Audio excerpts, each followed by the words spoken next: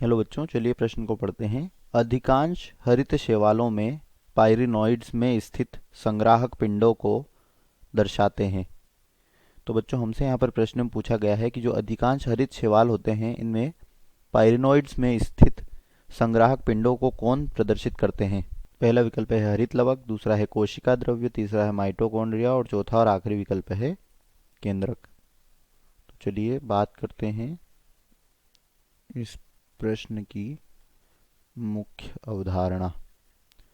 तो बच्चों, जो क्या होते हैं, हरित शैवाल होते हैं, इन शैवालों में क्या पाया जाता है, इनकी कोशिकाएं जो होती है इनमें हरित लवक उपस्थित होता है।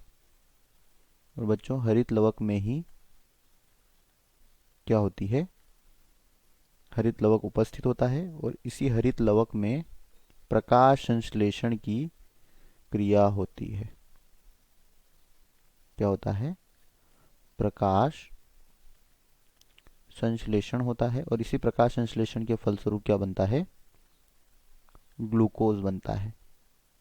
अब इस ग्लूकोज को किस में परिवर्तित किया जाता है, स्टार्च में परिवर्तित किया जाता है और इस स्टार्च का संग्रहण कहाँ पर होता है, हरित लवक में ही होता है। स्टार्च का संग्रहण हरित लवक में ही होता है।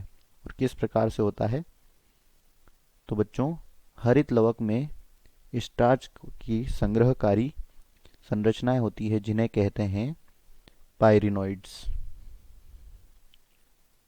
क्या कहते हैं, पाइरिनॉइड्स कहते हैं।